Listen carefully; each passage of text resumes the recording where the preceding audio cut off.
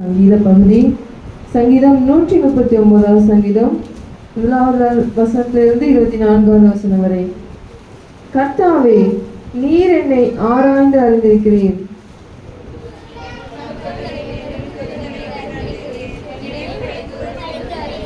நான் நடந்தாலும் படுத்திருந்தாலும் என்னை சூழ்ந்திருக்கிறீர்.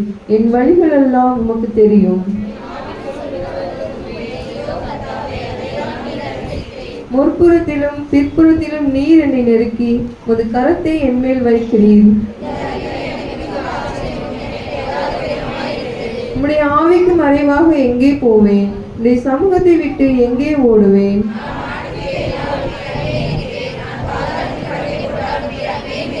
நான் விடிய காலத்து செட்டைகளை எடுத்து சமுத்திரத்தின் கடையாந்திரங்களில் போய் தங்கினாலும்,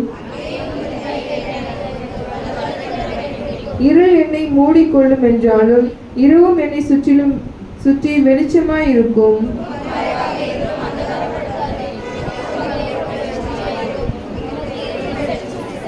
நீர் என் உள்ளந்திரியங்களை கை கொண்டிருக்கிறீர். என் தாயின் கர்ப்பத்தில் என்னை காப்பாற்றினீர்.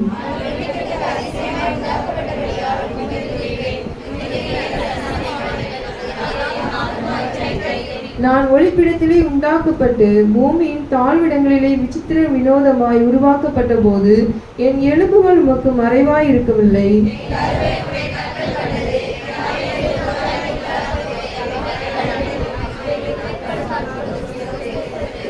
தேவனே, உமது ஆலோசனைகள் எனக்கு எத்தனை அருமையானவைகள்!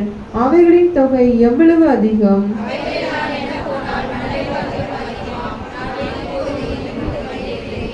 தேவனே, நீர் துன்மார்க்கனை அழித்தீரானால் நலமாயிருக்கும். இரத்த பிரியரே, நீங்கள் என்னை விட்டு அகன்று போங்கள்.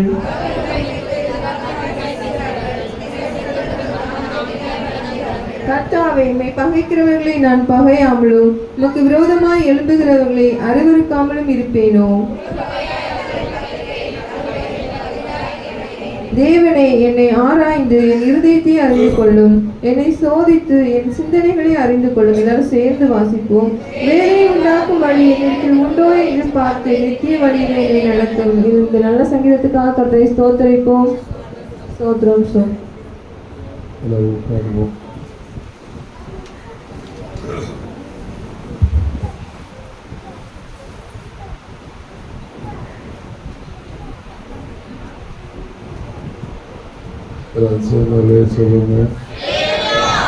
அல்லேலூயா.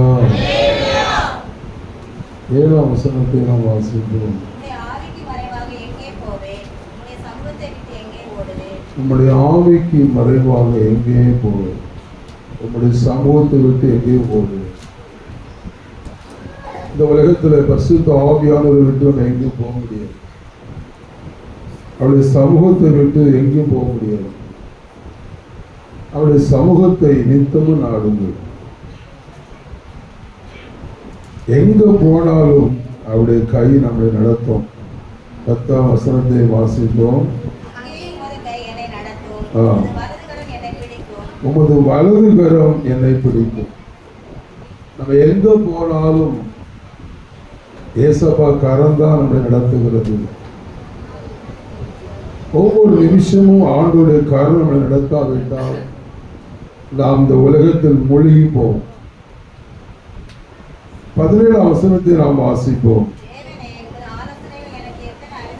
தேவனே, உமது ஆலோசனைகள் எனக்கு எத்தனை அருமையானவைகள்! அவைகள் தொகை எவ்வளவு அதிகம்! ஆலோசனை, ஆண்டவர் நம்ம கொடுக்கிற ஆலோசனைப்படி வாழ்வோமானால் அநேக ஆபத்திலிருந்து நம்ம தப்பிப்படலாம். நான் ஒவ்வொரு நிமிஷமும் இந்த உலகத்தில் வாழும் போது நமக்கு ஆலோசனை தேவை. என் ஜனங்கள் ஆலோசனை இல்லாமல் என்ன செய்றாங்க? சங்காரம் அழிஞ்சு போறாங்க. நம்ம ஒரு காரியத்தை ஆரம்பிக்கிறதுக்கு முன்னால் ஒரு ஜெபம் பண்ண வேண்டும். ஒரு இடத்துக்கு போறதுக்கு முன்னால் ஒரு ஜெபம் தேவை. அவங்க கொடுக்குற ஆலோசனை படிதான் நம்ம அந்த இடத்துக்கு போகணும். அப்பதான் நமக்கு பாதுகாப்பு இருக்கிறது. அடுத்த வாசிங்க 18. அவைகளை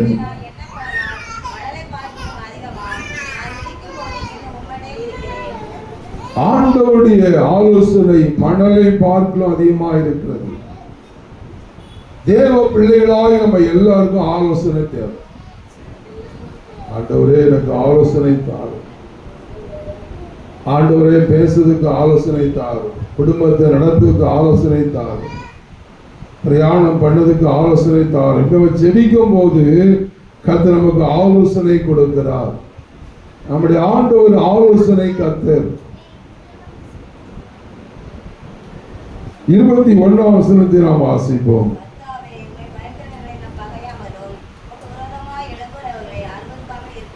கர்த்தாவே உம்மை பயக்கிறவர்களை நான் பயக்காமலும், கர்த்தருடைய ஊழியத்துக்கு விரோதமாய் எழும்புகிற ஜனங்களை நாம் பயக்கிறவர்களாய் இருக்க வேண்டும். ஆமா, அடுத்த சொல்ற அடுத்த சொல்ற தேவ மனுஷன் 22 வாசிங்க. முழு பகையாளர்களை நான் பயக்கிறேன். அல்லேலூயா.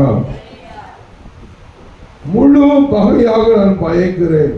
கிறிஸ்துவ மதத்தை எப்படியாவது அழிச்சிடணும் தான் உலகம் நினைக்கிறது.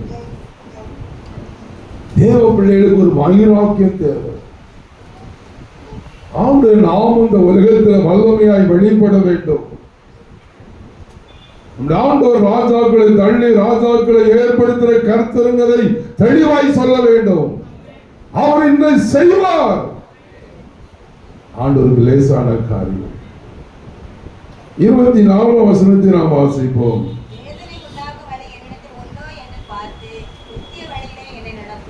வேதனை உண்டாக்கும் வழி இடத்தில் உண்டோ என்று பார்த்து நித்திய வழியினை நடத்தோடு நம்ம செவிக்க வேண்டும். ஆண்டுக்கு பிடிக்காத ஒரு காரியத்தை நம்ம செய்யவே கூடாது.